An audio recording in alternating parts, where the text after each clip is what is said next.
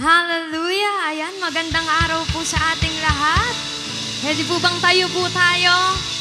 Hallelujah! Sino pong naniniwala dito that there's always a reason to praise the Lord? Amen! Despite of what's happening around us, still God is good. Amen!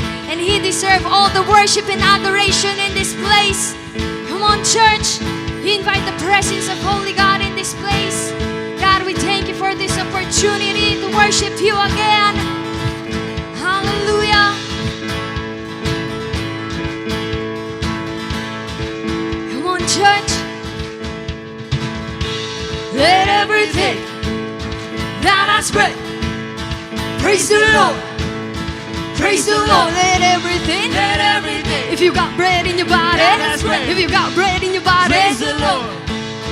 Praise the Lord. I praise in the valley, praise on the mountain. I praise when I'm sure, praise when I'm doubting. I praise when outnumbered, praise when surrounded. 'Cause praise is the waters my enemies drowning. As long as I'm breathing, I've got a reason to praise the Lord, oh my soul. Praise the Lord, oh my soul. Come on, you praise God. I praise when I feel it, I praise when I don't. I praise 'cause I know you're still in control. My praise is a weapon, it's more than a sound. Hallelujah. My praise is the shout that brings Jericho down. Come on, you worship God. As long as I'm breathing, I've got a reason to praise the Lord, oh my soul. Praise the Lord, oh my soul. I won't be quiet, I won't be quiet. My God is alive, how could I keep it inside? Praise the Lord, oh my soul. Hallelujah. Come on, church, you praise our living God today in this place, because He reigns, He is sovereign. Hallelujah, and I think He deserves it. Come on, you sing. I praise 'cause you're sovereign, praise 'cause you reign, praise 'cause you rose and defeated the grave. I praise 'cause you're faithful, praise 'cause you're true, praise 'cause there's nobody great. Come on, you declare. I praise 'cause you're sovereign, praise 'cause you reign, praise 'cause you rose and defeated the grave. I I praise cause you're faithful. Praise cause you're true. Praise cause there's nobody greater than you. I praise cause you're sovereign. Praise cause you reign. Praise cause you rose and defeated the grave. I praise cause you're faithful. Praise cause you're true. Praise cause there's nobody greater than you. Praise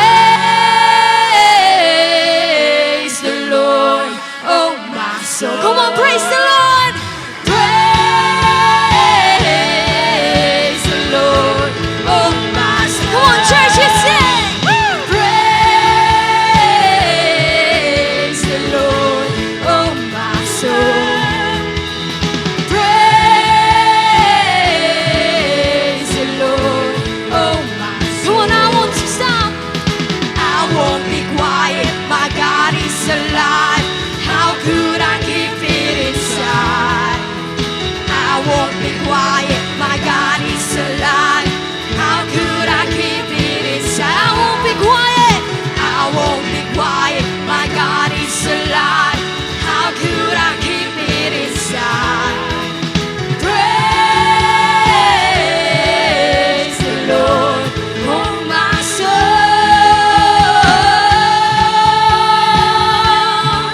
We worship you, Jesus. We praise your name. Hallelujah. Come on, church. Continue to worship God in this place. Have a grateful heart, thankful heart to God, because He is great. He is faithful. Nothing can compare to Him. Hallelujah. When we declare this song, you sing. Wandering into the night, wanting a place to hide, This way we soul. hallelujah. When you sing, thank you, Jesus. And I try with all my might, but I just can't win the fight. I'm slowly drifting, a vagabond. And we declare, we sing. And just when I run out of road, I met a man I didn't know, and he told me that I was not alone.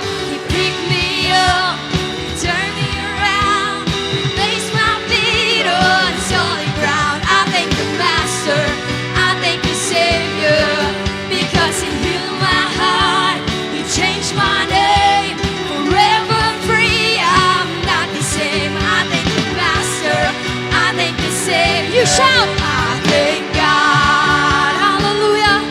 We thank you, God, in this place. Come on, church. I invite you to lift up your faith right now. Hallelujah. Thank you, Jesus. Get up, get up, get up. Get up out of that grave. Get up, get up, get up. Get up out of that. Come on, church. Get up, get up, get up. Get up out of that grave. Get up, get up, get up. Get up out of that grave. Hell lost another one. I am free. Come on, you sing. We are free. I am free. Hell lost another one. I am free. I am free. Come on, we declare. Hell lost another one. We are free. We are free. We are free. Hell lost another one. I am free. I am free. I am free because He picked me up. He turned me around. He placed my feet on solid ground. I thank the Master. I thank the Savior, because He healed my heart.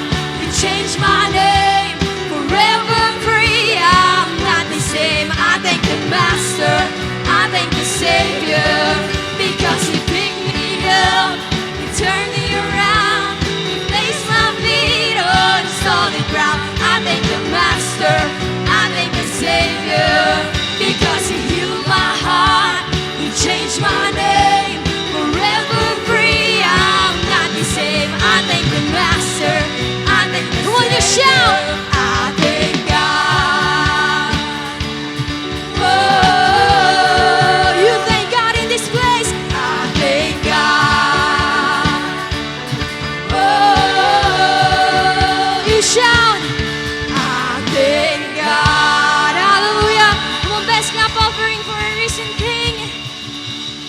Yes, hallelujah.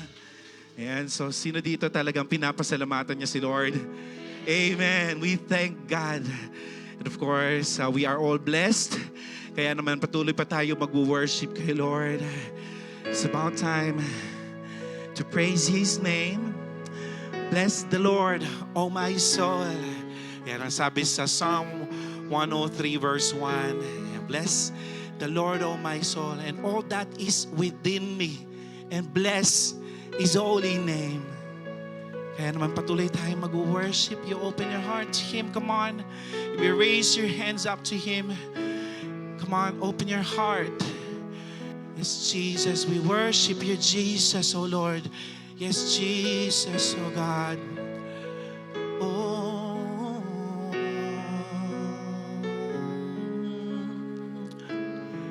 Come on, church. Listen, can you just sing with me? Sing this song.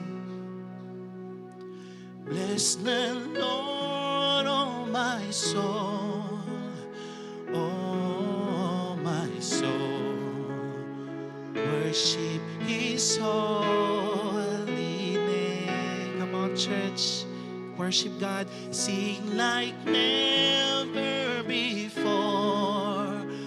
Oh, my soul. I'll worship your holy name. Come on, once again, you sing, bless the Lord. Bless the Lord, oh, my soul. Oh, my soul, worship His holy name. Sing like never before. Oh, my soul, I worship your holy name. The sun comes up, it's a new day dawning. It's time to sing your song again. Whatever may pass and whatever lies before me, let me be singing. Let me be singing when the evening comes. Come on, church, you sing, bless the Lord. Bless the Lord, oh my soul. Oh, my soul. Worship His holy name. Sing like never before. Never before. Oh, my soul, I worship your holy name. You're rich in love, you're rich in love, and you're slow to anger. The name is great, and your heart is kind. For all your goodness, I will keep on singing. 10,000 reasons for my heart to find. Oh, bless the Lord, oh my soul. Oh, my soul. Worship His holy name. Sing like never before. Oh, my soul, I worship your holy name. Bless the Lord, oh my soul. Oh, my soul, I worship His holy name. Sing like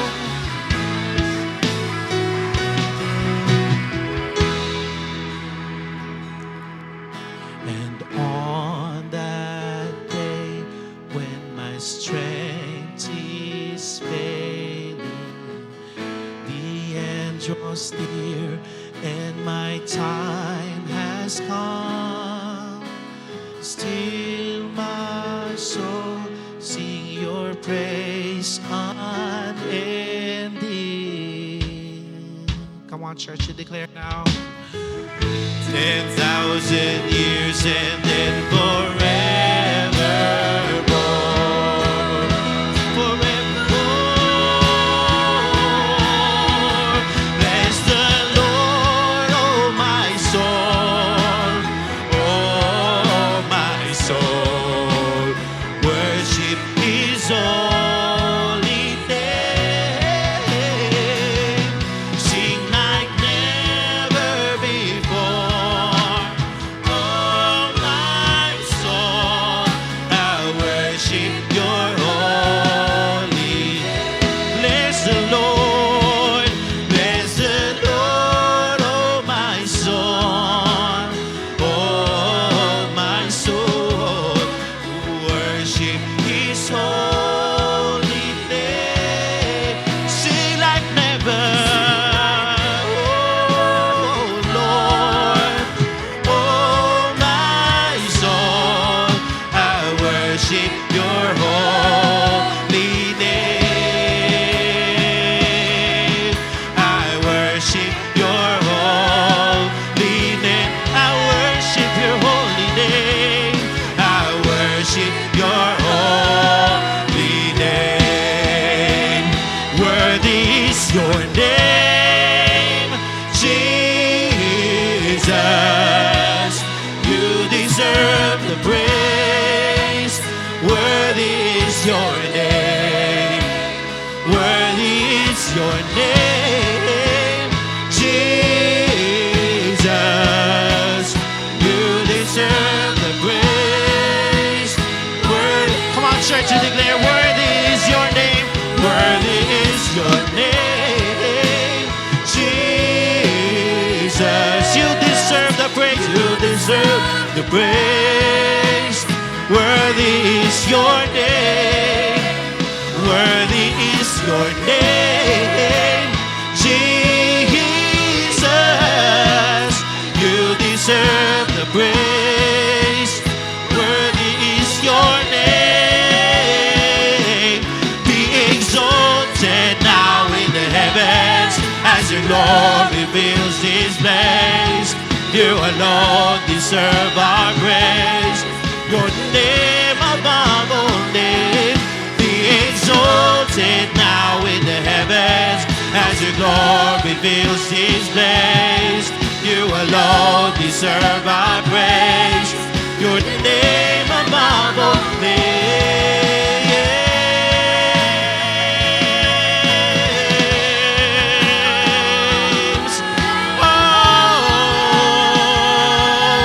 Oh, Lord, yes, Jesus, You deserve all the praises. Oh Lord, come on, church. It's about time for you to declare who is worthy in your life. Come on, you sing. Worthy is Your name, Jesus. You deserve the praise. Worthy is Your name. Worthy is Your name, Jesus. You deserve the praise. Worthy. Come on, declare one more time. You sing. Worthy is Your name, Jesus. Oh Lord, You deserve. Worthy is Your name. Worthy is Your name, Jesus. You deserve the praise. Worthy. For the last time, you declare now. Come on, church. Worthy is Your name, Jesus. You deserve the praise. Worthy is Your name. Worthy is Your name, Jesus. You deserve the praise. Worthy is Your name, oh Lord. Yes, Jesus. Your name is all worthy, oh God. We thank You, oh Lord. We thank You, Jesus, for keeping giving us this opportunity to worship you with all our heart, oh God. It's all worth it. Bless your name, oh God, Jesus. Lord, we thank you. And for today, we just open our hearts to you, Lord, to what you're going to do today. We believe greater things will come in our life because you're here. We thank you, Father. We thank you, Jesus. And we thank you, Holy Spirit. In Jesus' mighty name, we pray. And everybody will say aloud, Amen. Amen. Yon. Magandang araw, Light Family, sa ating mga nasa team online and of course sa ating team on-site. Sabihin nyo, tignan nyo po yung katabi nyo, sabihin nyo sa kanya, batiin mo siya, mayaman ka kay Lord, kapatid. Sige po, makakaupo po tayo. Tingnan nyo po ulit siya, kung hindi siya convinced, sabihin mo, ulitin nyo po sa kanya, you are blessed. Oh, praise God. So, sino po dito naniniwala that we all have treasures? Amen po ba? Praise God. That all of us has something na matatawag na kayamanan or pinahahalagahan. Tama po ba? Amen? So, treasures ay bigay ng Panginoon yan, pero minsan, we stored it sa maling lugar kaya nasasayang. Sabihin mo sa katabi mo, sayang. Yun. So, at alam nyo rin po ba na kapag usapang treasure, place really matters. Sabi nga po ni Jesus in Matthew chapter 6 verse 19 to 21, do not store up for yourself treasures on earth, where moth and rust destroy, and where thieves break in and steal. But store up for yourself treasures in heaven, where moth and rust do not destroy, and where thieves do not break in and steal. For where your treasure is, there your heart will be also. Saan nga ba tayo dapat maglagak ng ating treasure? Number 1, heavenly treasures, not just earthly. Sinasabi ba ni Jesus na magsipagwaldas na tayo ng pera natin sa mundo at wag nang mag-save? No. Ang punto po is yung purpose ng pag-impok natin, doon tayo maging wise in saving up. Meaning, kung nagsisib lang tayo para itago para sa sarili at sa mundo, madali itong mawala. Pero ang taong matalino, hahanap siya ng bank na walang pagkalugi at hindi mapapasok ng magnanakaw o masisira ng anay ang kanyang pera. And what is that? Ito yung bank in heaven. Sabihin mo nga, bank in heaven. Ito yung pagbibigay sa mga gawain na may purpose na makalangit. At yung mga ginagawa mong service para sa Diyos na siyang tunay na currency ng langit. If your treasure is your money, gamitin natin ang tama to glorify God, bless His people, ipagamit mo yan sa ministry ng Panginoon. Offer your best offering to Him. So, saan nga ba tayo dapat maglagak ng ating treasure? Pangalawa, eternal treasure, not just temporal. Everything in this world are temporal. Mawawala, masisira, mabubulok, in short, di magtatagal. Kailangan lagi nating maalala na panandalian ang mga bagay sa mundong ito. Amen po ba? At ang matalinong investment ay yung iniisip din natin ang long-term investment. At ang long-term investment ay literally eternal investments. Ito ay yung mga ini-invest natin sa kingdom ni Lord. When you make investment sa mundo, pwedeng may bumalik o wala. Pwedeng marami o konti. The outcome is not sure, pero sa eternal investments, sure ang outcome. Amen po ba? Dahil mismong si Lord ang nagsabi, it will not be destroyed. So, as an application, let us place our treasures in the right place so our hearts will be on the right place too. As we give, sana makita sa atin ang puso ng isang tao na talaga namang willing na mag-invest ng kanyang treasure para kay Lord at para sa gawain ng Panginoon. Amen? So that's why our title is Eternal is Certain, Temporal is Vain. Amen. Short testimony lang po. Bilang isang tatay, ang trabaho ko po ay isang motorcycle machinist. Wala po akong fix na sinasahod tulad ng buwan ng sahod. Sa halip, kung ano lamang ang trabaho na dumarating sa bawat araw or sa araw-araw, At isa pa po, wala rin po akong boss. Walang amo na pwedeng magbigay ng monthly salary. At wala rin po akong 13-month pay. Kaya shout out sa mga may 13-month pay. Amen? Pero sa patuloy na pagbabalik ng ating tithes and offering, sa kung ano ang tinatanggap ko sa bawat araw, sa ating Panginoon, kailanman ay hindi niya ako pinagkulang. Hindi niya po kami pinabayaan at sa bawat araw po na yon ay talagang binibigyan niya po ako ng kalakasan. Amen? So, isa po sa mga provision sa akin ng Panginoon, meron po kaming sariling tahanan, not just one, but dalawa po. Amen? At yung isa po doon ay aming pinapaupahan at talaga naman nakakapagbalik tayo ng ating ikapo. Amen? At yung mga anak ko po, yung panganay ko pong anak ay nakapagtapos na siya ng college ng libre at walang binabayarang tuition fee. Gayon din po ang aking pangalawang anak. Praise God po. So, ibig sabihin, talagang napakabuti yung Lord sa mga taong nagtatapat at nagbabalik ng kanyang tithes and offering. So dahil po dyan, tayo po ay tatayo at habang nire-ready natin ang ating tithes and offering. So, let's pray. Panginoon Diyos, salamat po today sa regalo na kung tawagin ay buhay.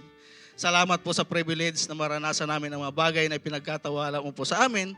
And today, Lord, salamat po kasi magbabalik kami ng aming tithes and offering. Gayon din po maging ang aming faith promise na kasama ang aming mga puso na nagagalak dahil sa ito ay pag-iimpok namin sa tamang lugar. At sa mga hindi po makakapagbigay, Lord, bigyan niyo po sila ng opportunity na maranasan ng kasaganaan ng iyong pagpapala at biyaya upang sila'y makapagbalik sa iyo. Salamat po, O Diyos. Sa iyo na po namin tiyataas ang papuri, pagsamba sa pamagitan ng iyo na ang aming Panginoong Hesus Kristo. Let's give back with a cheerful heart. Thank you, Coach Michael Rodavia, for the giving encouragement, for giving our tithes, offerings, and pledges. We can send it through BPI account, GCash number, or directly here sa ating church. That's why, Light Family, let's give generously with joyful hearts. Hallelujah! Blessed Sunday po sa bawat isa. Whether you're with us on-sign or joining online, we're grateful to share the joy of this Sunday po sa bawat isa. Kaya naman, Light Family, to show our gratefulness din sa presensya po ng bawat nandito, we will be having our Light 60. Ayan po, sabay-sabay po tayong tumayo. Ayan po, for 60 Ayan, tatayo na yung seconds partner po. mo. Ayan, for 60 seconds, pwede po tayong umikot ng buong hall to show our gratefulness. And pwede rin po nating batiin ang bawat isa at sabihan ng, I'm grateful to see you today. Ayan po, we can take pictures, makipag-fist bumps, mag-hello, or anything po sa loob ng 60 seconds. Amen. Tama ka dyan, partner. And for our online viewers po, you can type, I'm grateful na Sunday ngayon. Again po, for our online viewers, you can type po or comment, I am grateful na Sunday ngayon. Yan, I'm grateful, partner, to serve today. And grabe si Lord, no? Ayan, it's grateful to see na masaya ang bawat isa, yung smiling faces nila. Ayan, for our online viewers naman po, you can also celebrate, you can type your comments or any other insights na gusto niyo pong sabihan sa ating comment section.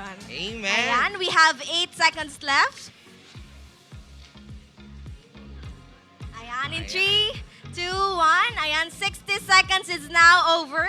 Ayan po, it's grateful to see yung smiling faces niyo po. Ayan. Now, Light Family, pwede na po tayong umupo. And, ayan, pwede na po tayong umupo. Ayan. Grabe, partner, today is the last Sunday of November for this year. Grabe, no? I believe punong-puno na ng Thanksgiving ang bawat isa. Tama po ba? Amen. Sino po dito yung madami ng lessons na nabaon for this series of building gratitude? Amen. Amen. Amen. I believe, partner, marami talagang natutunan at nabaon yung partner natin sa series natin ngayong buwan. And I believe excited na rin po ang bawat isa for today's topic. Kaya naman, let's proceed to our Light News. First of all, Light families, we will be having our volunteers fair starting today po and on December 3. And for those who are interested po in joining various ministries po sa ating simbahan, here are the ministries po you can be part of. Unang-una na po dyan para sa mga graphic artists, Second is catering ministry, prison ministry volunteers, police ministry exhorter volunteers, kids ministry, consolidation ministry, content creators, video editors, website developers, and live streaming. Ayan po, if you have a passion for any of these areas and would like to contribute your time and talents, we invite you to approach our service directors every Sunday after our celebration po. For 8 a.m. ngayon po after ng service, you can approach Coach Ian Aguilar. For 10:30 a.m., pwede nyo pong i-approach si Coach Jeremy Clavo. For 4 p.m. naman po, we have Coach Berth Angelo Araha. And lastly, for our 7 p.m. service, pwede nyo din pong i-approach si Coach J.R. Navida. And next po, we are glad to announce that our very own Restart po ay available na po. Wow. Ito po ay 85 pesos po. And if you'd like to get yours po, please visit our ushering table right after po ng ating celebration. And that's all for our Light News. Yes, partner. And for more details and information po, you can ask your mentor or your network leader. And this time, Light Family, hindi natin palalagpasin ang pagkakataon na to greet our first-timers and new friends online and on-site. For our first-timer online viewers, if this is your first time po worshiping with us online and want to be part of our growing family, kindly type the word connect po sa aming comment section and right after this po, may magme-message na po sa inyo. And of course, we also have our first-time visitors. Ayan po, we are glad that you are here with us and we would like to extend our very warm welcome to everyone. Kaya po, meron po bang first-timers dito? Pwede po bang pakitaas yung kamay? Amen! Ayan, palakpakan po natin Grabe. si Lord. Praise God. For our first-timers po, reminder lang that after our celebration, our consolidation team will be meeting you sa ating consolidation area. Ayan po, saglit na saglit lang po ito, kaya wag po tayong aalis agad-agad. Amen. Again po to all our new friends and first-timers, mapa-team online or team on-site ka man, Welcome to Light Family! And now, just a quick activity lang po. I know, alam na po natin yung gagawin natin. Pwede po bang pakilabas po natin yung devices natin or any other devices, yung cellphones po natin or anything?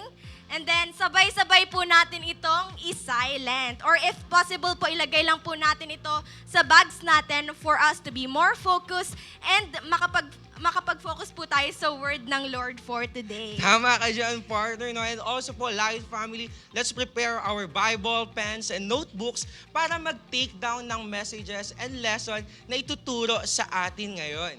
And now, excited na po ba ang lahat? Amen? Amen. Let us prepare our hearts and our minds because to deliver the Word of God, let us all welcome Pastora Jennifer Madronio. Magandang araw po sa ating lahat. Batiin nyo naman po yung inyong katabi. Ayan. Naku, ang gaganda at ang gagwapo nyo po talaga pag umaga, no? Sana po laging umaga. Sok lang po. Nakapagpagupit na po ba ang lahat? Nakapagpariband na po ba? Ay, hindi pa. Kaya ko po yan natanong kasi bukod po sa ramdam na po natin ang simoy ng Pasko at ng Christmas bonus, tama ba? Eto nga po ang nakalipas na naganap na Miss Universe 2023. Ayan, nanood ba kayo? Marami pong hindi natuwa sa result dahil hindi po nakapasok ang pambato natin sa top 5, si Michelle Marquez D. Okay. Tignan mo nga yung katabi mo kung bitter pa siya, kung nakabusangot pa siya, hindi pa niya matanggap. Okay, anyway, para kasi pong nakaugalian po natin, no, tayong mga Pinoy, na kapag natalo daw yung ating kandidata, lalo na kung luto daw, sabi nila, okay, grabe daw po yung lungkot at sama ng loob natin. Kaya lalo na po yung mga kapatid natin sa salon. Kaya sabi nila, kapag daw talo ang Pinas, wag daw po kayo magpapagupit. Tama ba? Kasi baka pangit daw po yung gupit. Okay. Kaya tinanong ko kayo kanina kung nagpagupit na ba kayo. Okay. So, alam nyo po, anyway, isa po yan sa mga default nating mga Pilipino. Tama po ba? Na isa po sa default natin mga Pilipino, yung loyalty at yung support po natin sa ating mga pambato kapag may mga ganyang mga competition. Tama po ba? Now, speaking of default, no, pag sinabi pong default, it means a pre-selected option adopted by a computer program or other mechanism when no alternative is specified by the user or programmer. Now, ang original meaning po nito is pinatutukuyan yung program po pagdating po sa computer. Pero alam niyo po ba na ginagamit na rin po itong default na ito to describe a behavior or lifestyle po na kinasanayan na natin.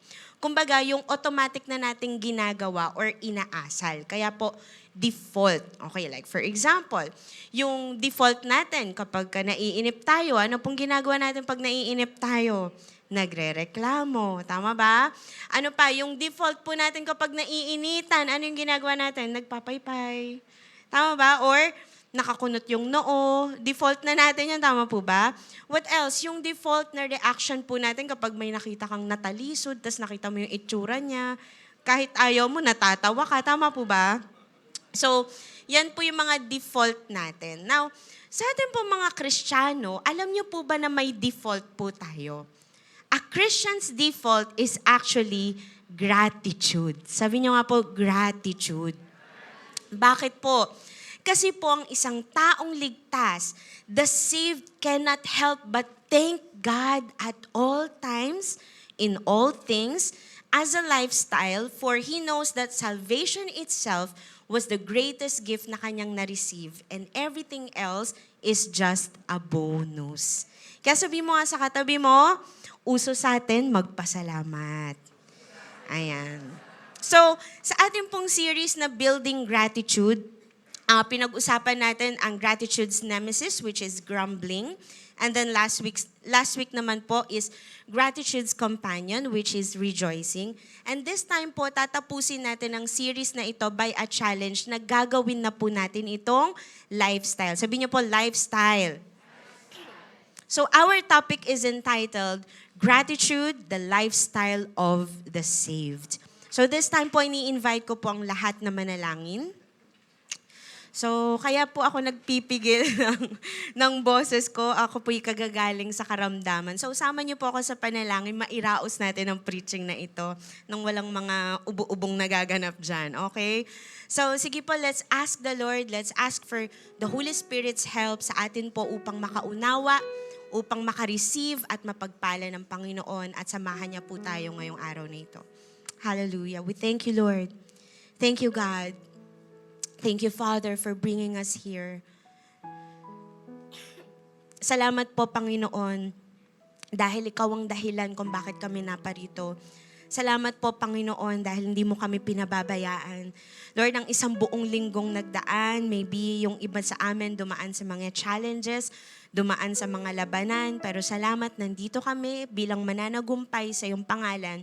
Dalangin ko po, samahan kami na yung banal na Espiritu, na lalo kaming mag-worship sa iyo, lalo naming ma-experience ang presensya mo at ang kapuspusan ng iyong salita.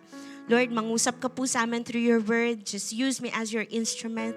Lord, let your grace fall upon all of us here, Panginoon, sa mga may karamdaman, healing, O God. And Lord, I pray that today, maranasan po namin, O Diyos, ang kapuspusan ng pagpapasalamat sa aming mga buhay. Maraming salamat po. Samahan niyo nga po kami, Panginoon, sa aming pag-aaral ng iyong salita. Ito pong aming samot dalangin in Jesus' mighty name. And everybody say, Amen. Tayo pong lahat ay makakaupo.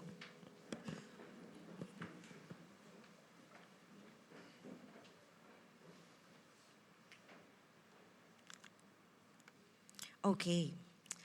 So this time po, no, ang pag-uusapan po natin, so again, our title is about the lifestyle of gratitude or the lifestyle of the saved.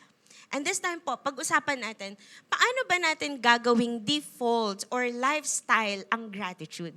And let's talk about in what aspects can we make gratitude a lifestyle? Are you ready po? Are you excited? Sa lahat po ng excited, pumalakpak ng malakas kay Lord. So number 1 po is the gratitude in praising. Mari niyo po ba akong tulungang basahin Psalm chapter 28 verse 7 from the New Living Translation. Ready? 1, 2, 3, go.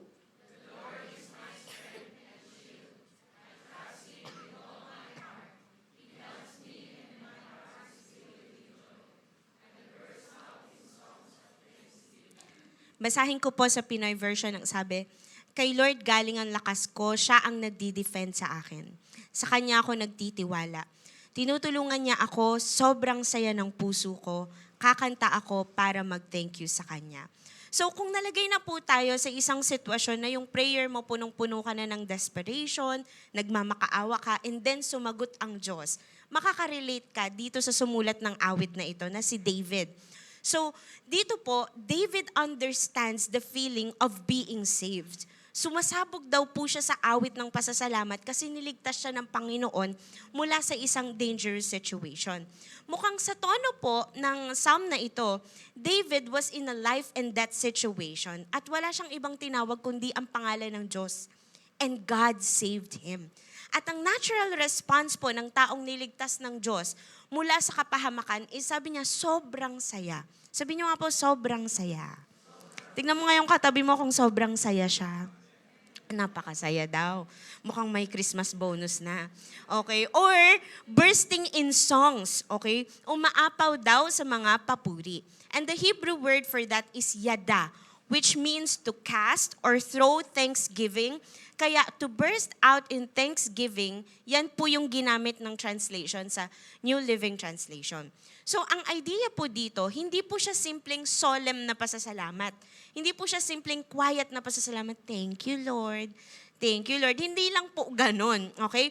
Pero yung pasasalamat daw po na mahirap i-contain. Kaya dinadaan daw po sa papuri. So ang lifestyle po ng gratitude ay lifestyle ng pagpupuri sa Diyos ng isang tao na hindi niya makontain yung kanyang pasasalamat. Nauunawaan po ba natin? So dito po makikita natin na yung psalmist, inuutusan niya ang kanyang sarili dahil hindi siya matatahimik. Dahil nakaranas siya ng mga mabubuting ginawa ng Diyos. Just like po the psalmist in Psalm 103 verses 1 to 5, inutusan po nung mga awit ang kanyang kaluluwa to praise the Lord. Ang sabi po, mari niyo po ba ako uling tulungan? Ready? 1, 2, 3, go!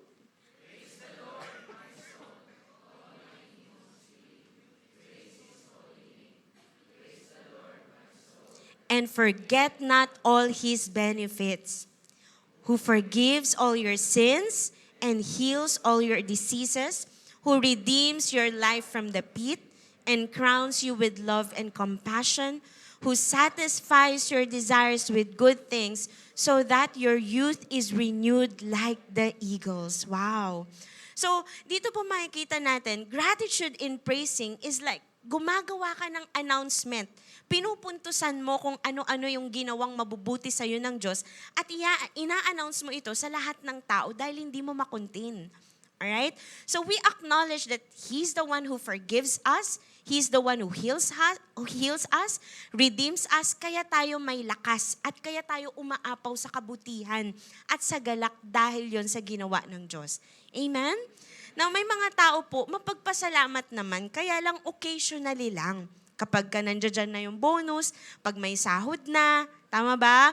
Kapag nakuha na nila yung gusto nila sa Panginoon, answered prayer sila. Pero ibang klase daw po yung mga tao na habit talaga nilang magpasalamat sa Diyos at magpuri. Dinadaan nila sa pagsamba. Kasi po, ang taong ginawang habit ang pagpupuri ng pasasalamat, ang hirap niyang ma-penetrate ng mga negative thoughts at saka ng mga pangamba. Tama po ba? Kasi you have no time for doubt. You have no time for negative thoughts kapag punong-puno ka ng papuri at ng pasasalamat sa Diyos. Amen. on the other hand, yung tao naman po na hindi niya habit ang magpasalamat, ito po yung madali siyang ma-penetrate ng mga negative thoughts. Madaling magduda. Madaling mawala yung kanyang mga papuri. Kaya mga kapatid, choose praise. Sabi mo nga sa katabi mo, choose praise. Choose praise at all times. Kung gusto natin maging habit ang gratitude.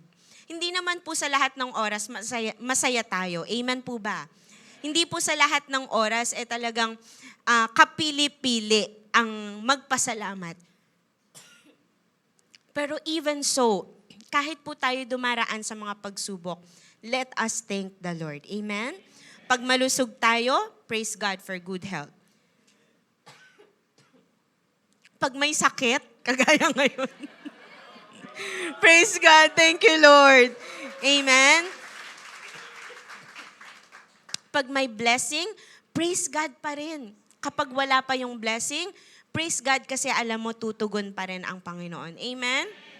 Especially kung tayo po ay niligtas ng Diyos sa mahirap na sitwasyon, praise God. Sabi mo nga sa katabi mo, praise God. Amen. So tandaan po natin ang lifestyle ng pasasalamat ay para sa mga taong puno ng papuri sa Diyos. Amen. Pwede bang palakpakan natin si Lord?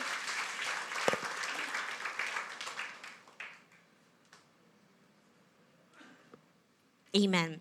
Number 2, in what aspect can we make gratitude a lifestyle? Number 2 naman po is gratitude in offering.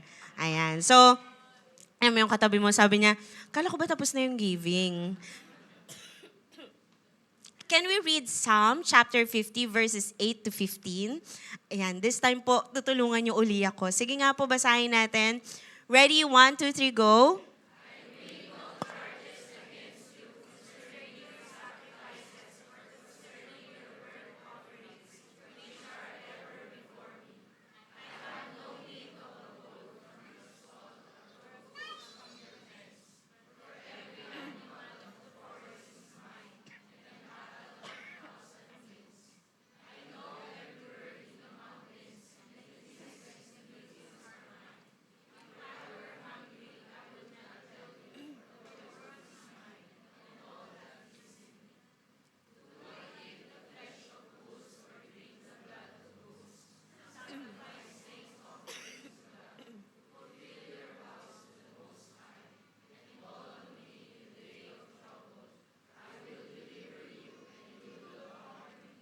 Amen. Siguro po nagtataka kayo, bakit ganito tong psalm na ito?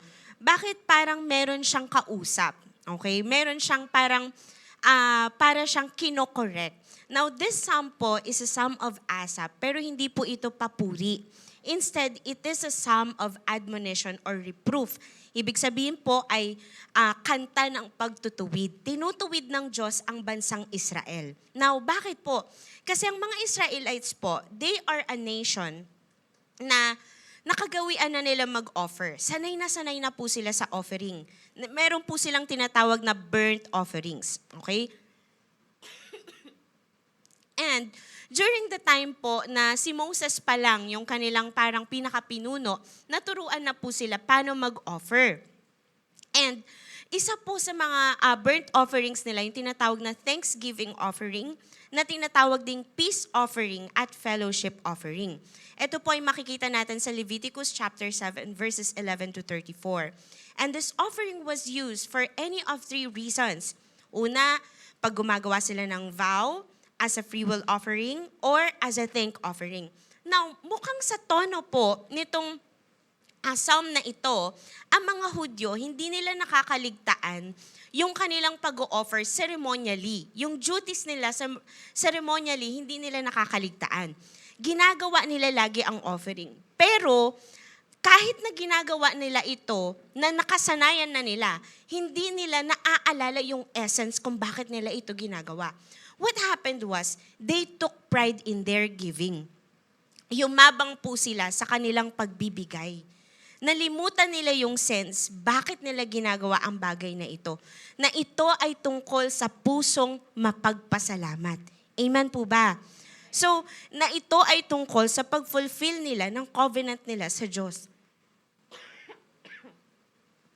Kaya po ang sabi ni Lord sa kanila, kailangan ko ba ng sacrifices nyo? The logic is, kumakain ba ako ng laman? Sabi niya, umiinom ba ako ng dugo? Pag nagutom ba ako, kailangan ko bang humingi sa inyo? So the logic is, inutos ba ni Lord ang offering dahil kailangan niya ng supply ng tao? Dahil nagugutom siya or nauuhaw siya? Ang Diyos po, hindi naman siya nauuhaw or nagugutom. Kaya niya inutusan ng mga Israelites na mag-offer sa Kanya. And then He expounds the point by saying, kung sakali mang may kailangan ako, hindi na ako hihingi sa inyo. And hindi ko na kailangang magpaalam sa inyo kasi ako ang may-ari ng buong mundo. That God is self-sufficient and He is the owner of everything. So, ibig sabihin po, walang kayang ibigay ang tao na wala ang Diyos. Everything in this world ay pag-aari po ng Diyos. At walang bagay na meron tayo na wala si Lord. Amen po ba? So, there's no point para magmalaki ang tao kapag nagbibigay siya sa Diyos. And there's no point na pagdamutan ng tao ang Diyos sa kanyang offering. Dahil hindi yun ang dahilan why we offer to God. Amen? We offer to God not because He needs the material things. Not because kailangan niya ng pera natin, dahil kailangan niya ng mga sacrifices natin, dahil tayo nagpapakain kay Lord. No. But because we are offering to God dahil taus-puso tayo nagpapasalamat sa kanyang provision. And it's because we're fulfilling a covenant with the Lord and we honor Him dahil siya ang nagligtas sa atin. Meaning mga kapatid, gratitude is the attitude in giving. It is humility na nagsasabing, ang Diyos ang nagbigay sa akin ng lahat, I will honor Him in my giving. Amen? Sino dito ina-acknowledge na lahat ng meron siya ay galing kay Lord? Amen? Mga kapatid, sa tuwing nagbibigay po tayo sa Panginoon through the church, huwag nating isipin that we are giving God a favor. Amen? Pag nagbigay ka kay Lord, pag nagbigay ka sa church, hindi mo pinapakain si Lord. Amen? You're not giving God favor.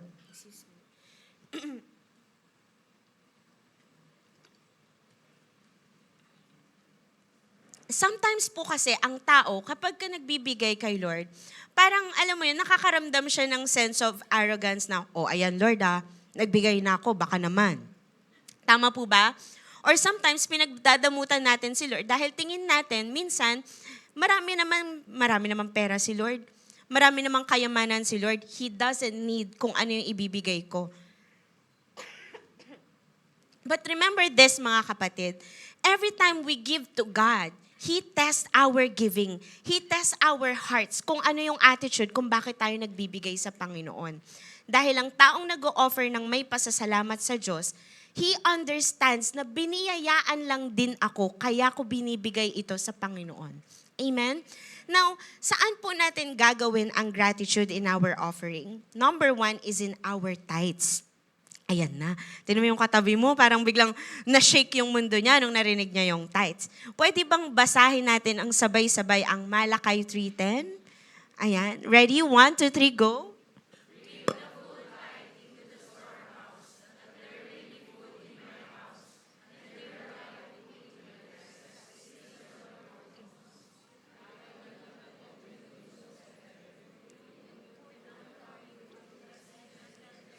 Pag talaga tights yung usapan, bumabagal na magbasa, no? So, ang sabi niya po dito, bring the full tithe into the storehouse. Ang tao pong nagbibigay ng kanyang ikapo ay isang taong naiintindihan niya na sa Panginoon nang galing ang lahat ng kanyang kinabubuhay. And so, he's fulfilling his duty with a thankful heart. Amen po ba? Mga kapatid, isang paalala lang po with love. Ang pagtatights po ay hindi lang natin ginagawa dahil series natin ng Faces of Nemo. Amen. Hindi lang po dahil minomonitor tayo ng ating mga mentor. Ginagawa po natin ito because we understand na kung ano man ang meron tayo ay galing kay Lord. So hindi ito pinipilit sa atin. Ang tao pong grateful, hindi pinipilit magbigay. Habit niya na ang magbigay. Amen? Pangalawa po, natitest ang ating offering or ang ating gratitude by our offering.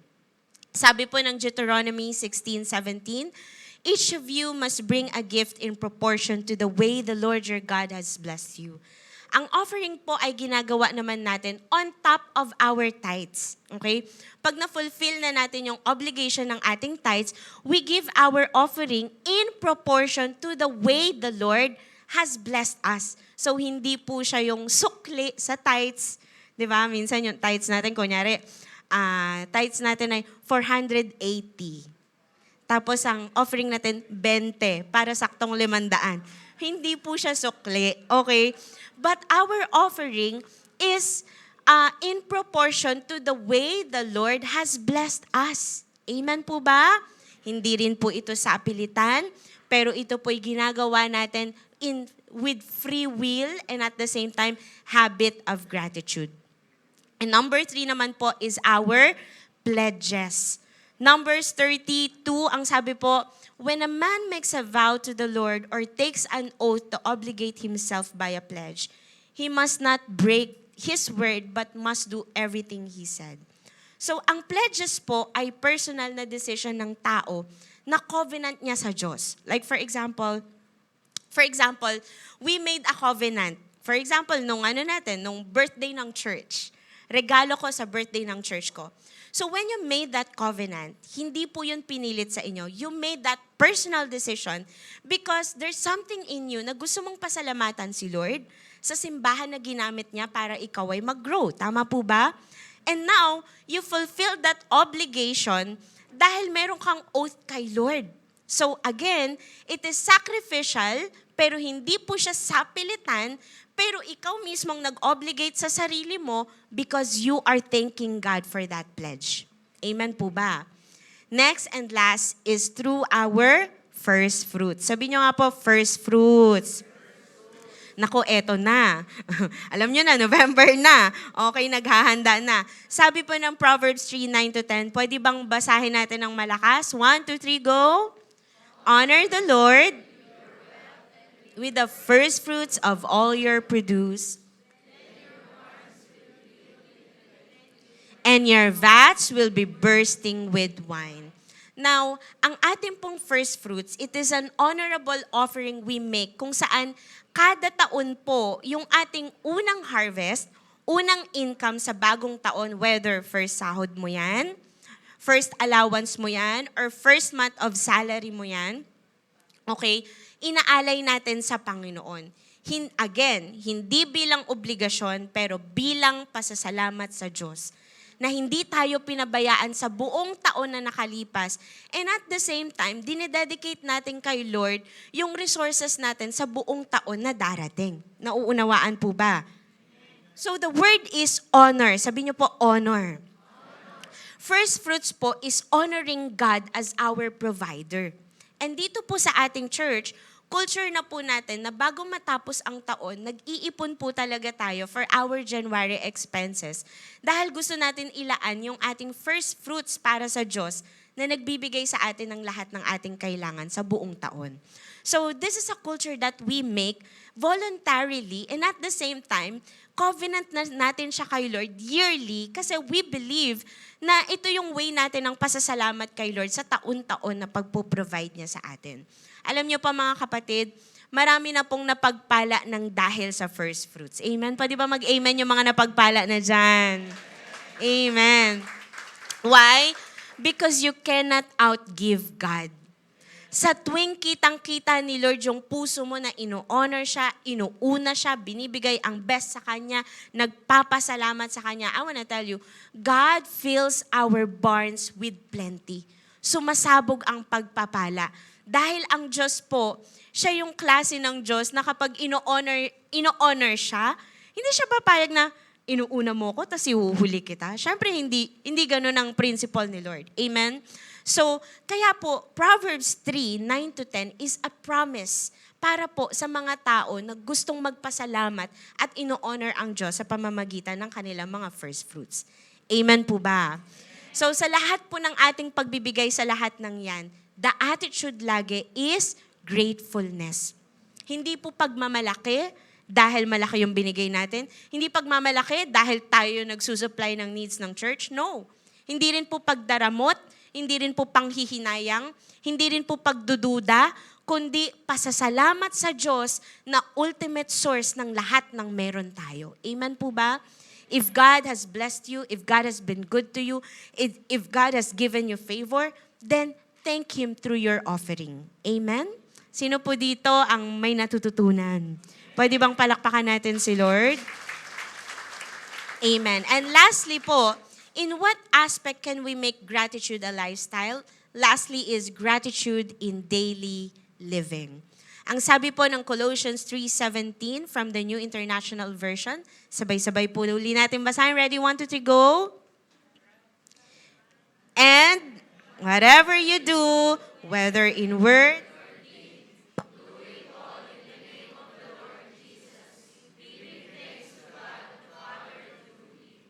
sa Tagalog po, basahin ko. Sa lahat ng sasabihin at gagawin nyo yun sa pangalan ng Panginoong Jesus at magpasalamat kayo sa Diyos Ama dahil sa Kanya. Now, familiar po tayo dito sa passage na ito, pero it is also one of those passages in the Bible na sa ulo natin, pero madalas natin malimutan. Tama po ba? Ang verse po na ito, bahagi siya ng isang sulat ni Apostol Pablo sa mga Kristiyano po sa Colossae. At ang ginagawa po is tinuturuan niya ang mga Christian sa Colossae ng isang bagong lifestyle kasi po mga bagong mananampalataya yung ilan sa kanila. So, ang Christian life po na pinapakita dito ay hindi siya natatapos dun sa na-saved ka lang, na born again ka, na nakilala mo si Lord, na intindihan mo yung grace niya, tapos na hindi lang po doon. Hindi lang po yung nag-confess ka ng sin mo, tapos after that is binaptize ka, that's not it. So ang Christian life po na tinutukoy dito, nag-i-entail din po ito na magsisimula ka ng isang bagong buhay, isang bagong journey, or isang bagong lifestyle. So yung do po dito in Greek is poio. Sabi nyo nga po, poio. It means to make, form, or to construct. Nang ibig sabihin, may sisimulan kang gawin or buuin sa iyong buhay. May binubuo, may kinoconstruct. Kasi po, tinuturuan ng Panginoon through Paul ang mga Kristiyano dito na hindi na dapat kasalanan yung patuloy na ginagawa ng isang Kristiyano kung siya'y totoong Kristiyano. Kasi tapos na sila dun eh. Tapos na yung buhay kasalanan eh. Nung tinanggap nila si Lord, there's a new creation. Amen po ba? So may bago na ring lifestyle. Kaya po ang sabi ng Colossians 3:5-6, sabi po sa Pinoy version, kaya patayin nyo na ang makasalanang nature nyo na gustong gumawa ng immoral na bagay. Kahalayan, mga pagnanasa ng katawan, mga masasamang balak at pagiging sakim. Kasi pag sakim ka, yung mga bagay na gusto mong maging iyo, halos yun na ang dinodiyos mo. Dahil sa mga bagay na to, darating ang parusa ng Diyos sa mga taong ayaw sumunod sa Kanya. So you see, hindi po ganun ka-easy ang paggawa ng kasalanan, kagaya ng nakikita natin. Yes, pwedeng ang tingin natin, mas madali ang gumawa ng kasalanan, pero lagi pong merong consequence. Amen. Kaya po nagbigay si Paul sa mga taga-Colossae ng parameters kung paano sila mabubuhay in gratitude in their daily living upang patuloy na umiwas na sila sa kasalanan. Number 1 po, or letter A is, do it all in the name of the Lord Jesus Christ. Ang lahat ng gagawin ay gawin sa pangalan ng Panginoong Jesus. Hindi nila ito gagawin para sa sarili nila. Hindi nila ito gagawin para i-please ang ibang tao or si Paul or kung sino man. Pero gagawin nila ito dahil ito na yung bago nilang lifestyle para sa glory ni Jesus Christ. Amen? At ang sabi pa po is all. Sabi nyo nga po, all. All po in Greek is pas. Okay? Minsan, di ba? Yan yung tawag mo sa mga pastor natin, pas. Okay? So, pas, which means the whole or the entire. Kaya po, sa ibang translation, ang ginamit is everything. Okay? Can you say all? Sabi niyo po, lahat. Pag sinabi pong lahat, ibig sabihin, hindi lang pag Sunday, sa Sunday service, hindi lang pag life group, okay? Tapos the rest of the week, kalokohan na, hindi po ganon. Whether nasa church ka, nasa bahay ka, nasa school ka, nasa work ka, kasama mo mga kaibigan, kasama mo mga ka-church, kasama mo mga kapamilya, mga relatives mo, or mag-isa ka lang. Ginagawa mo ito for the glory of God. So the idea is entirety, buo. Sa lahat daw po ng gagawin nila ito in the name of the Lord Jesus Christ. Amen. So, hindi lang kapag nagsiserve sa church. So, ito po ang babasag sa idea natin na nag-glorify lang natin si Lord kapag, ay, kailangan ko mag-volunteer sa church, may volunteers fair kami ngayong Sunday na ito, mag-volunteer ako. Magsiserve ako, i-glorify ko si Lord, mag-usher ako, magkukonso ako. That's good. Gusto ni Lord yan. Pero hindi lang po limited dun. Amen. So, hindi lang po limited ang pag-glorify kay Lord sa loob ng simbahan pag Sunday. But, you can also glorify God in every aspects of your life. Sa lahat ng pagkakataon. Amen? Like for example, yung excellent ka at hindi ka mareklamo na trabahador, if you are an employee. Kung nagtatrabaho ka, hindi ka reklamo about sa boss mo. Amen? Hindi ka reklamo about sa trabaho mo. But excellent ka, you're not lazy. That's glorifying God. Amen? And also, if mahusay at masipag kang estudyante, hindi ka nangungopya. Amen? Hindi ka yung kukuha lang sa Google ng mga sagot. Okay? Amen? At mahusay at mapagmahal sa pamamahala ng bahay para naman po sa mga may bahay or sa mga laging nasa tahanan lang. Hindi ko masabing tambay. Okay. So basta yung mga laging nasa tahanan, especially po, syempre, full-time job ang pagiging full-time mom. So yung ating po mga kananayan, yung ating mga katatayan, mahusay na pamamahala ng kanilang tahanan. That is also glorifying God. Amen po ba? Yung considerate ka at humble ka sa pag-govern ng mga employees mo bilang isang employer. Yung hindi mo ginagamit yung authority mo para, alam mo yun, para pababain yung self-esteem ng mga employees mo or di kaya naman if you are a public servant or a government official. At also, buong lakas na pagbibigay ng sarili sa paglilingkod sa Diyos. Sa lahat po ng aspeto, we can glorify God. Amen po ba? Sabihin mo sa katabi mong uli, lahat. And letter B naman po is also giving thanks to God the Father. The giving thanks here in Greek is Eucharisteo, which means to be made a matter of thankfulness. So sabi ni Paul sa mga taga-Colossae, kung mamumuhay sila, yung pamumuhay nila ay gawin nilang pasasalamat sa Diyos. Their life, yung mismong life testimony nila, yung araw-araw na paglalakad, paglabas ng bahay, make it their thanksgiving to God the Father. Kaya po itinuro ni Paul sa kanila kung paano sila mamumuhay.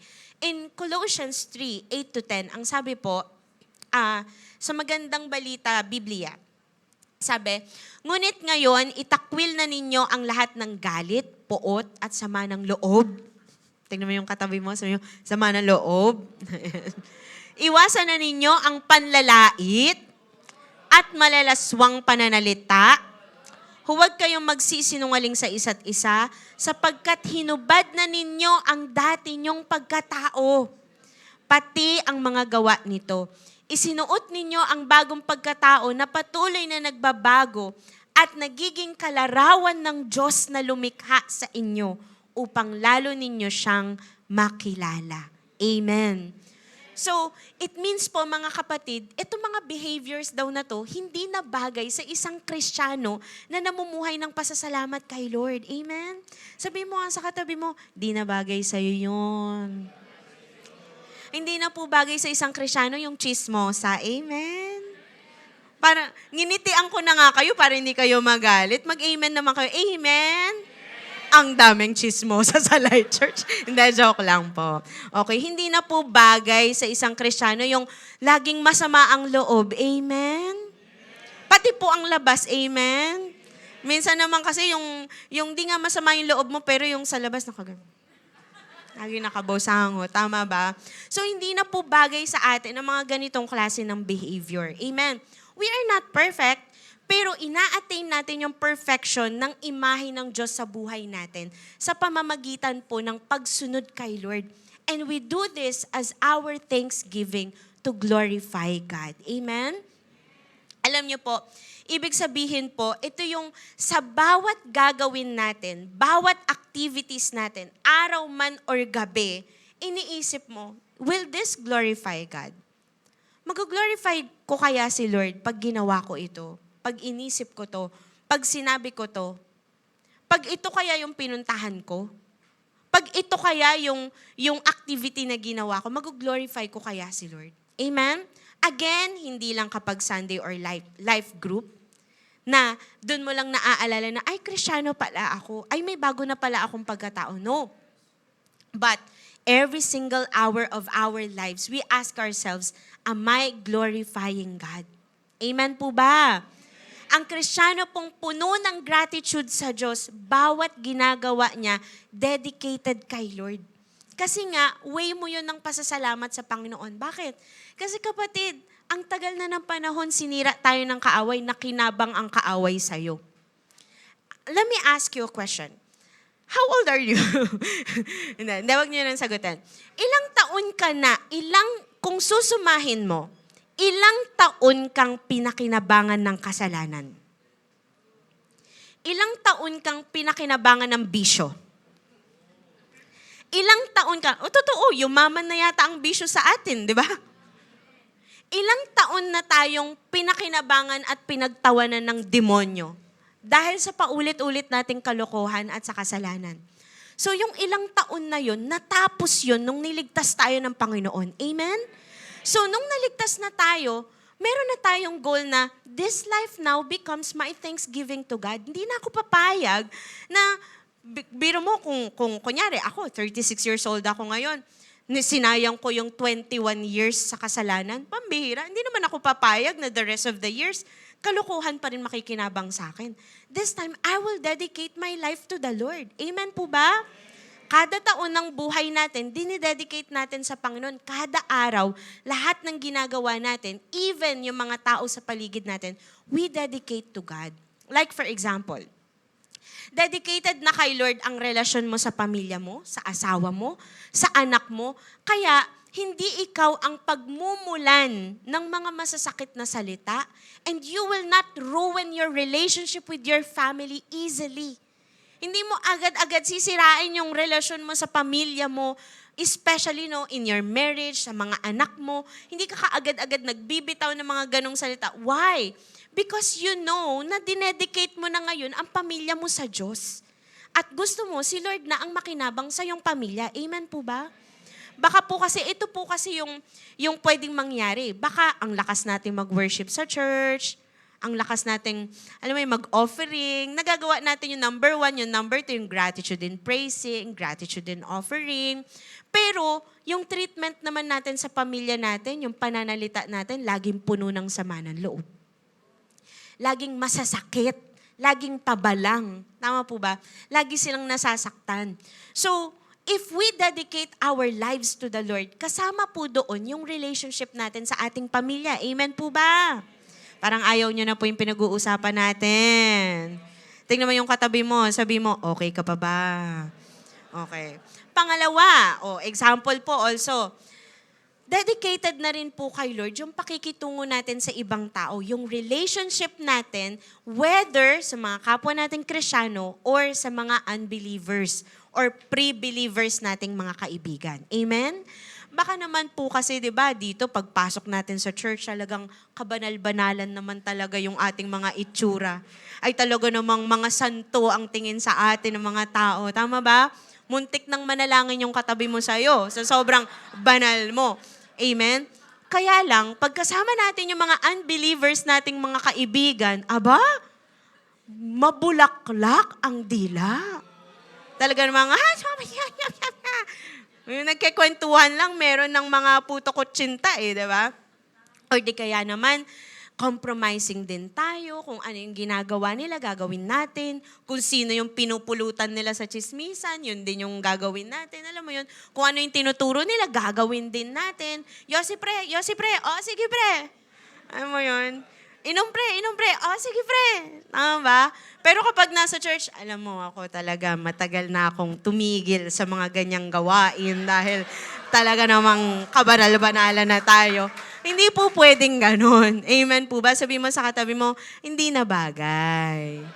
Amen. So, hindi naman po tayo mga doble cara dito. So, dinededicate na po natin yung buhay natin sa Panginoon. Hindi lang po yung buhay natin sa church, pero yung buhay din natin sa labas pag tayo ay nasa mundo. Okay po ba yon?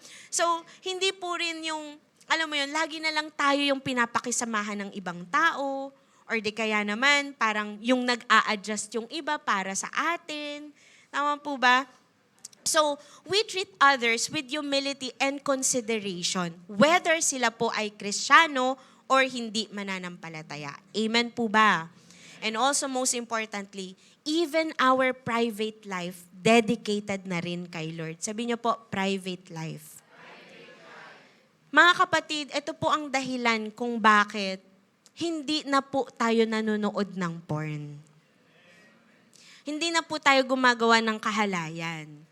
Kaya hindi na natin pinoprospect yung mga ka-churchmate natin para sa kahalayan. Hindi mo pinagnanasaan ang ka-churchmate mo. Unless asawa mo yan. Okay lang, pag nasaan mo lang. Pero kapag yan po, ay, alam mo yung ka-churchmate mo, itrato po natin na kapatid natin sa Panginoon ang mga ito. Amen po ba? Lalo na sa mga binata natin dyan. Mga binata, baka naman pagpupunta tayo ng simbahan ay talaga namang yung mga mata natin talagang, uy, maganda, uy, may bago, uy, ganda. Ting, ting, ting, ting, ting, ting, ting, ting, ting, yung mga ganun. Target acquired. Mga ganun yung mga mata natin, no? So, mga binata, ingatan ng ating mga mata dahil dedicated na yan kay Lord. Amen po ba? Mga dalaga, mag-ingat din. Ay, tuwan-tuwa yung mga binata. Okay. Mga dalaga, mag-ingat din sa ating mga kinikilos dahil dedicated na rin tayo kay Lord. Amen po ba? So, hindi dahil na-emotion ka, alam mo yon, may pa-chat-chat na dyan. Okay. And also sa mga meron pong karelasyon, mga kapatid, hindi mo dadalin sa kasalanan ang boyfriend or girlfriend mo. Maghihintay ka ng kasal ng tamang panahon. Amen po ba? So, also sa mga may asawa, kala nyo ligtas tayo ha, hindi ka nagnanasa ng asawa ng iba. Amen. At kung may asawa ka na, hindi ka na nagnanasa sa iba. Amen po ba? Alam ko po, itong mga masakit sa pandinig, lalo na kung umaga, ganito yung pinag-uusapan. Masakit sa pandinig yung mga ganito. Pero kailangan marinig natin to sa church. Sa church natin to maririnig kasi hindi to sasabihin ng mundo sa inyo. Amen po ba? Why? Because this is the will of God for us. At ito po ang way nating pasalamatan ang Diyos. Yung ipakita sa Kanya na hindi na tayo babalik sa dati nating buhay. Tignan niyo po yung sense. What is the sense na niligtas mo yung isang tao dun sa kumunoy kung saan siya lumubog, tapos babalik din siya dun? Amen? So, parang hindi siya pasasalamat dun sa nagligtas sa'yo kung babalik ka lang uli sa dati mong buhay. Kaya mga kapatid, tayo pong mga niligtas ng Panginoon mula sa ating kasalanan, we set ourselves apart from sin. Hindi na tayo babalik. Kaya anong sabi po? Si Lord di siya nangongondam dun sa adulterous woman, right? Remember?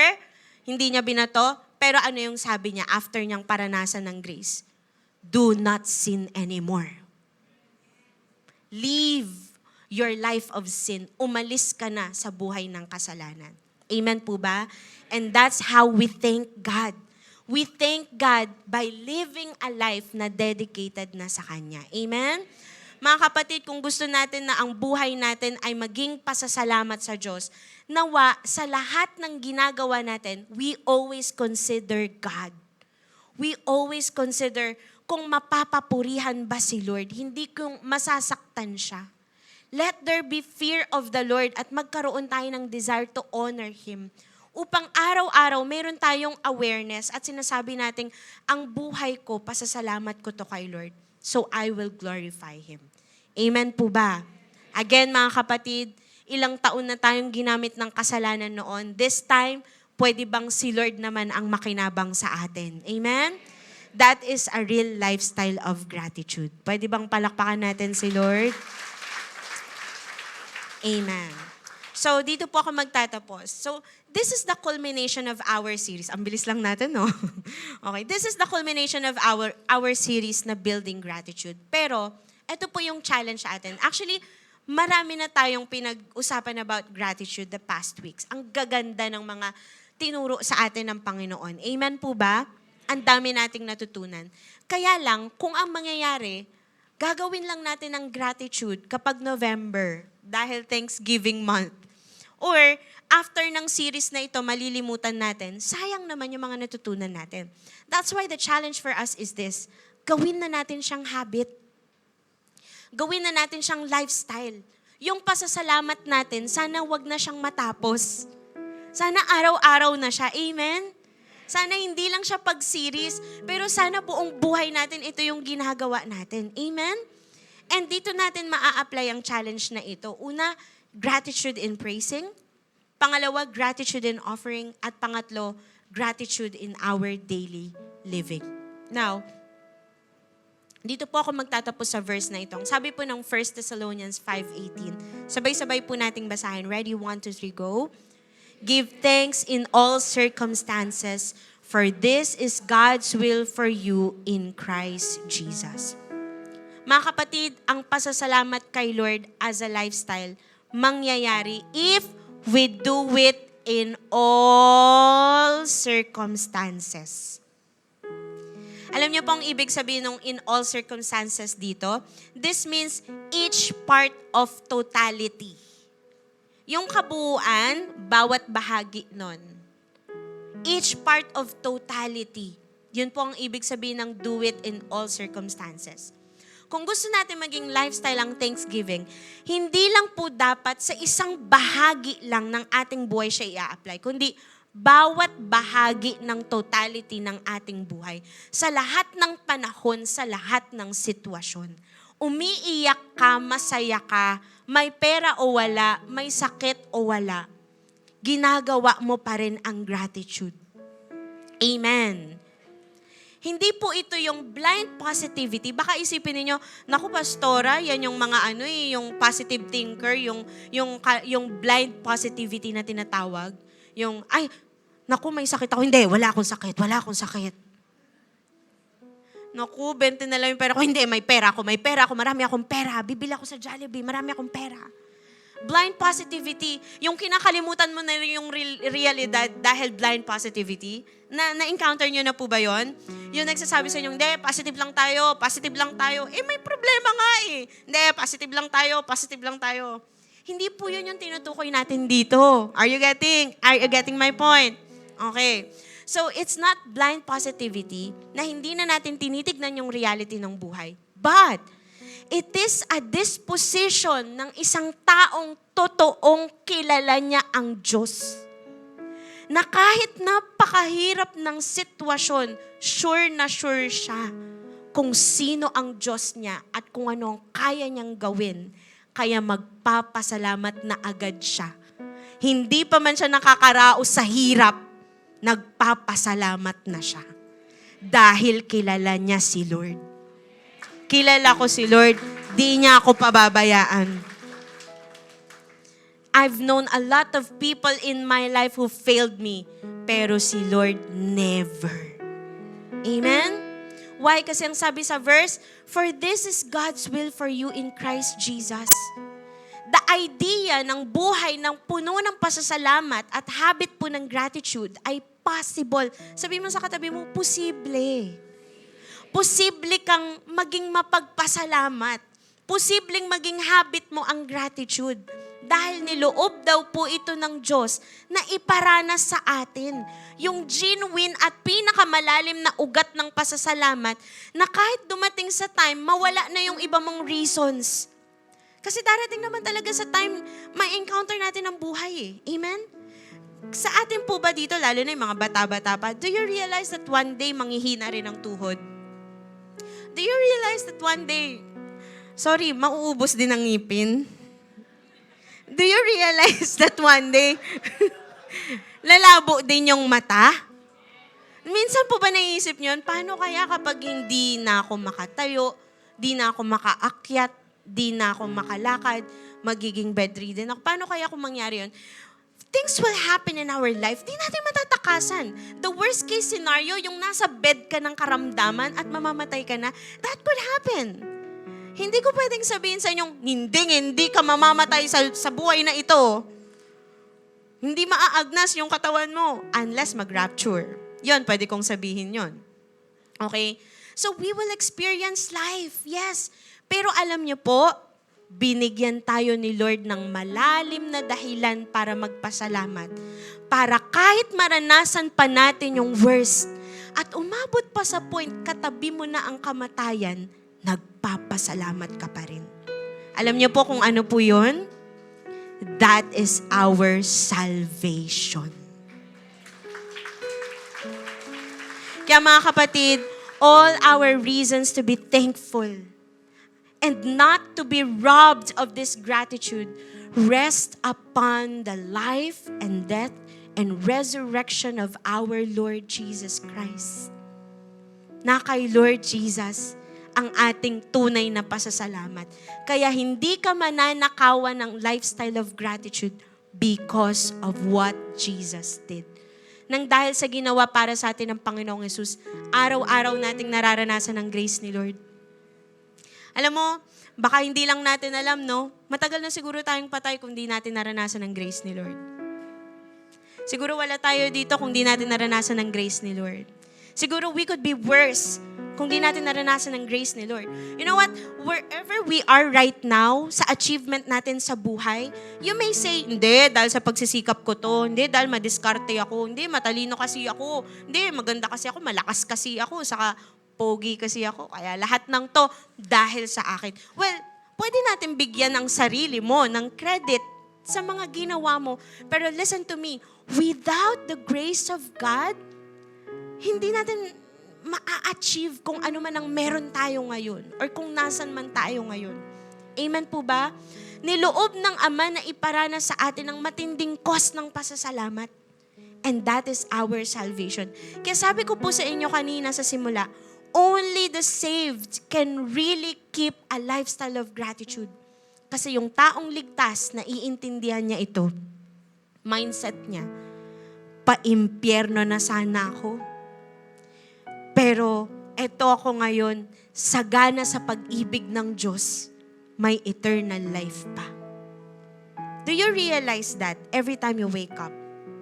Nare-realize po ba natin yon every time naglalakad tayo?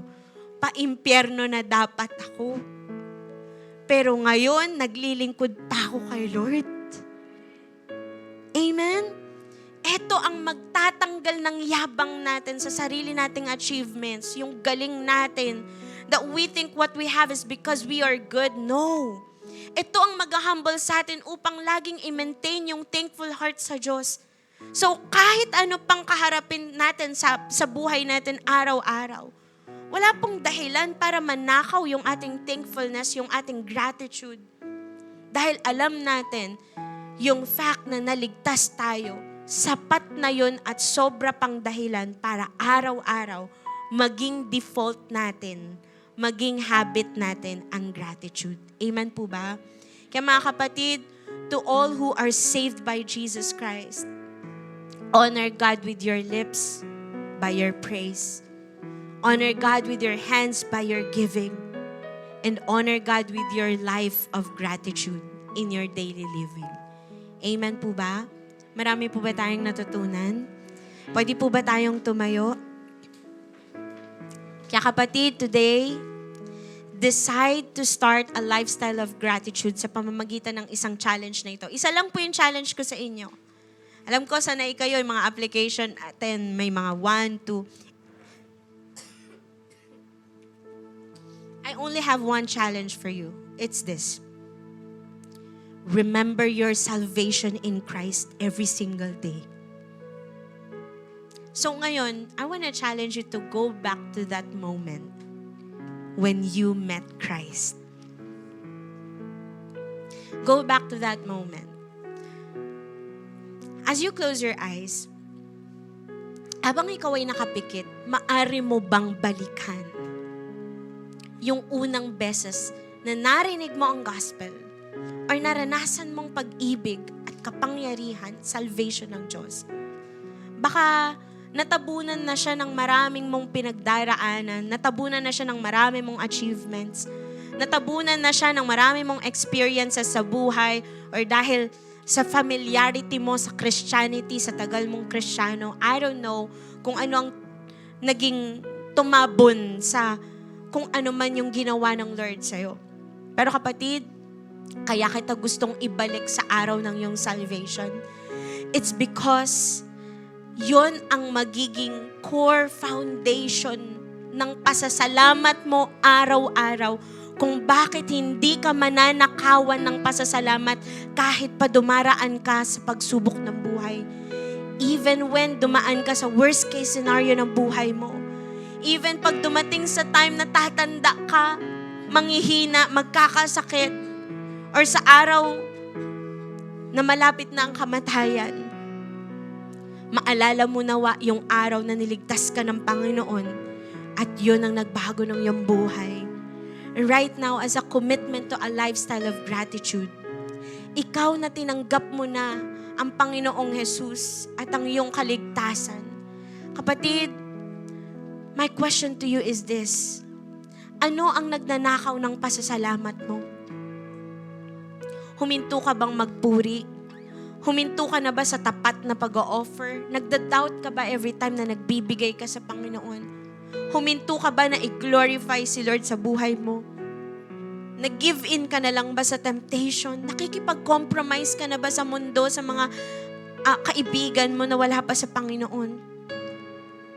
If nakita mo ang sarili mong hindi na gratitude ang lifestyle mo, I challenge you, go back to remembering your salvation. Alalahanin mo sino ka dati bago mo nakilala si Lord. Do you remember who you are before you met Christ? Kung gaano ka ka-oblivious na papunta ka pala sa impyerno. Nalala mo ba yung mga panahong parang naglalaro lang tayo sa kasalanan? Na parang walang nagmamahal sa atin, or maybe we felt alone. But then one day, here comes Jesus. Do you remember the time na ang dilim-dilim ng marriage mo, ang dilim-dilim ng buhay mo, ang dumi-dumi ng iyong nakaraan? And then one day, may naglakas loob sa'yo nag-invite. Nag-share about Jesus Christ. And then one day, nakapag-life retreat ka, or maybe naranasan mong ma-life track, tinanggap mo ang Panginoon, and then things began to change. Unti-unti, do you remember that? Naaalala pa ba yun ng kaluluwa mo? Or memory na lang siya na tinatabi mo na sa archive ng buhay mo at hindi mo na kinakalkal para magpasalamat kay Lord? I want you to go back to that. Dahil yun lang ay sapat para tabunan lahat ng dahilan bakit di na tayo nagpapasalamat. Remember how Jesus loved you so and saved you? Then look at you now. Ngayon, pumunta ka ngayon sa kung sino ka ngayon.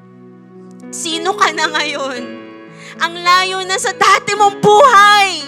Look at you now. Tignan mo kung anong ginawa ni Lord sa buhay mo. How gracious He is. We don't deserve this. But look at you. Look how beautiful you are. How beautiful your life is. Testimony ka sa iba. Nagpapasalamat ang ibang tao pag nakikita ka. Hindi mo alam kung gaano ka-blessed ang iba sa buhay mo. Do we deserve that? No. Pero look at us. Look at us, church. This is what Jesus did. This is what salvation did to us. From there, I hope you realize that there's a deeper reason to always be grateful every single day, no matter what the circumstance. If you understand now, kung naiintindihan mo na ngayon, Come on, begin to thank the Lord with your own words. With your own song. Pasalamatan mo ang Panginoon. Come on, raise up your hand. Kung naiintindihan mo na ngayon,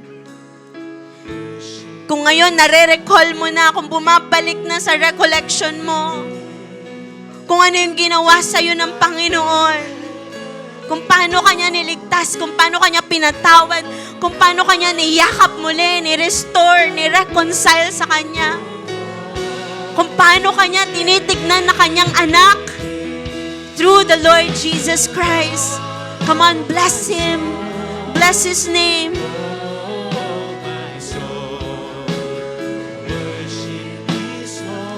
Naniniwala ako na yung mga taong naligtas, yung mga taong naiintindihan ng kanilang salvation, ay kayang magpasalamat ngayon kay Lord ng buong puso. Come on, raise up those hands and begin to worship God in thanksgiving. Pasalamatan mo si Lord.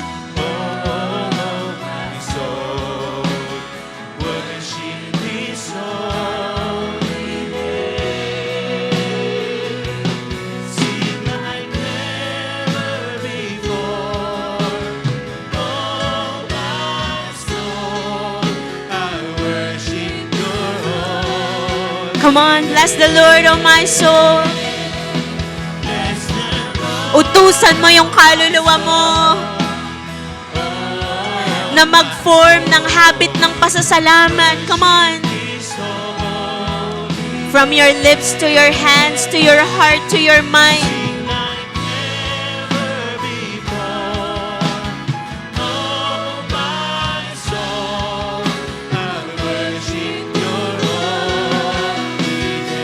Sing it again, bless the Lord. Bless the Lord, oh my soul, oh my soul. Worship His holy name. Sing like never before. Oh my soul, I worship Your holy name. Sing, bless the Lord. Alalahanin mo lahat ng ginawa sa'yo ng Panginoon. Even in all circumstances, He has been good to you. He has been saving you. He has been changing you. He has been blessing you.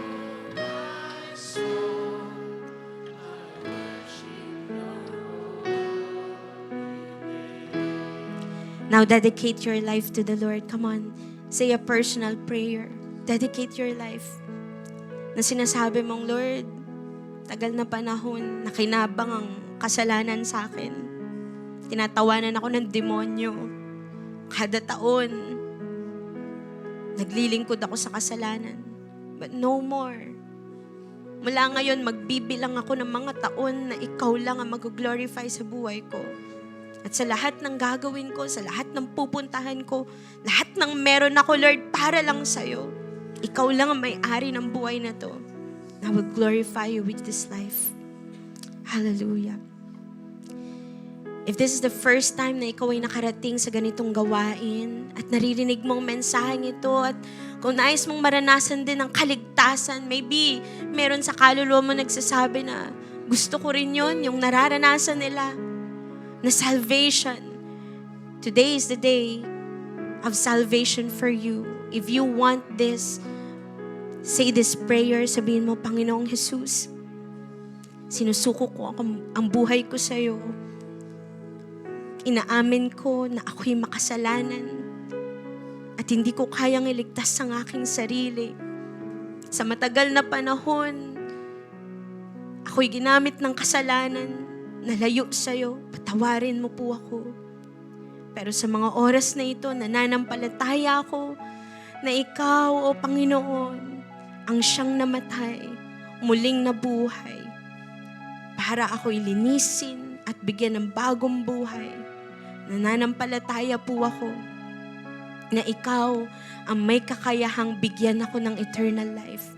Kaya sa oras po na ito, pumasok ka sa aking puso bilang aking Panginoon at tagapagligtas.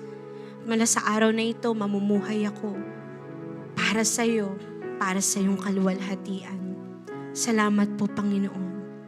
Hallelujah. If you prayed that prayer sa mga oras na ito, I just want to assure you that you just received the gift of salvation. At ang araw na ito, ang simula that your life will never be the same again. Come on, right now, Mari ba, pasalamatan natin si Lord. Ano man ang iyong pinagdadaanan, nasan ka man ngayon, at the point of your life, if you're celebrating, right now, come on, just thank the Lord. Come on. Pasalamatan mo si Lord sa lahat ng ginawa niya sa buong week, sa buong buwan, mga nalampasang problema, kung ikaw ay pinagaling, kung ikaw ay provide ng Panginoon, kung binigyan ka ng Diyos ng pabor. Thank the Lord for the people you've encountered. Thank the Lord for your family, your shelter. Come on, huwag kang tumigil lang magpasalamat kay Lord. Hallelujah. Thank you, Lord. Come on, sing this to the Lord. Sing, I worship your holy name. Oh, I worship you, Lord. Sing, I worship.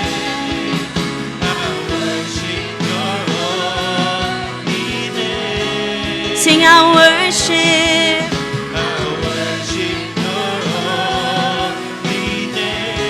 Oh, we worship you, Lord. For the last time, sing, I worship.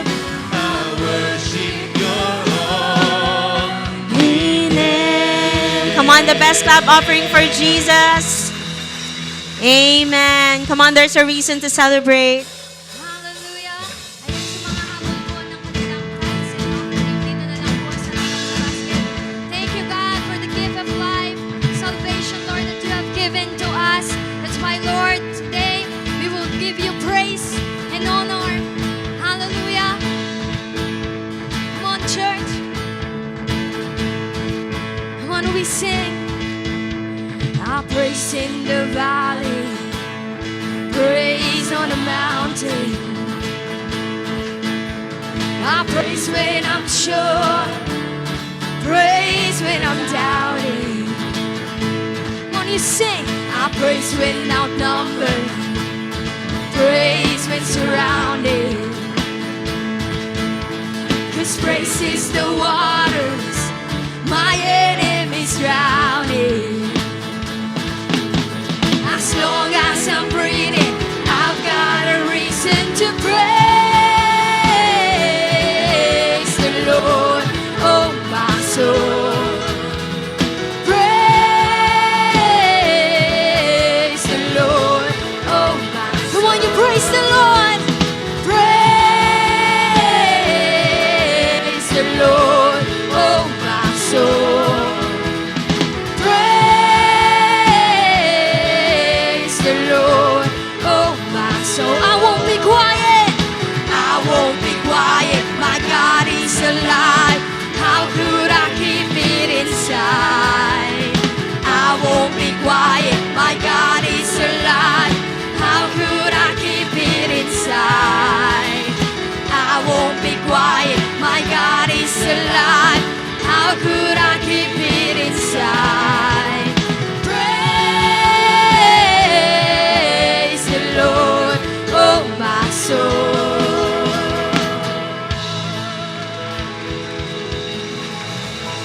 Amen. Pinakamalakas po na palakpak uli para kay Lord. Hi, thank you, Lord. Thank you, Jesus. Sino po dito pinagpala ng Panginoon? Sino po dito blessed kayo sa ating series? Mga kapatid, isa pa po sa ating pasasalamat kay Lord ay yung ating pag-evangelize. Amen? Kaya po, this time po, no, gusto ko pong ipaalala uli na available na po sa ating ushering table yung ating pong restart track. This is only for 85 pesos. So, ito po ay pwede nyong gamitin para po makapag-evangelize, mag-win po tayo. And sa mga hindi pa po alam kung paano po ito gamitin, you can ask your mentors or your network leaders po para kayo po ay i-coach nila. Amen? Sino po dito blessed na meron tayong gagawin? Amen? So, sige po, this time, taas natin kamay natin kay Lord. Pasalamatan natin ang Panginoon. Hallelujah. God, maraming salamat po sa buong series ng Building Gratitude na tinuruan ng aming mga puso, ang aming mga spirito na maging mapagpasalamat. Salamat po, Panginoon, dahil pinaalala mo sa amin tong bagay na ito na maybe na-neglect namin, kaya natatabunan kami ng ibang mga bagay. But this time, Lord God, we want to make it a lifestyle kasi kami ay yung niligtas upang ang buhay namin ay maging mabangong samyo ng pasasalamat sa iyo, O Diyos. Lord, patuloy mong pagpalain ng aking mga kapatid, saan man kami magpunta, ano man ang aming ginagawa, whether we are moms, dads, mga anak, mga estudyante, mga nagtatrabaho, mga employer, employee. Lord, I pray for wisdom and strength, favor, anointing. Ilayo mo kami sa gawa ng kaaway. I cancel the works of the devil in the name of Jesus. And Lord, I pray for healing sa mga may karamdaman in Jesus' name. I pray for provision sa mga nangangailangan. And Lord, sa mga naghahanap ng trabaho, ang pabor mo po ang sumaamin, O Diyos. And I pray that this whole week, samahan kami ng iyong presensya at tulungan niyo po kami to share the gospel to other people. And next week, Lord, babalik kami dito na meron kaming invite na sila rin mararanasan ng pasasalamat sa iyo. Salamat po, Panginoon, sa inyong ginawa po sa amin. And Lord, lalabas kami sa lugar na ito that we will never be the same again. Hallelujah. Come on, receive the blessing of the Lord. The Lord bless you and keep you. May His face shine upon you. The Lord turn His face toward you. May He be gracious to you and give you peace. Thank you, Lord. We bless you. We honor you. We love you. This is our prayer in Jesus' name. And everybody say, Amen. Amen. God bless you po. See you po next Sunday. Magkamayan po tayo.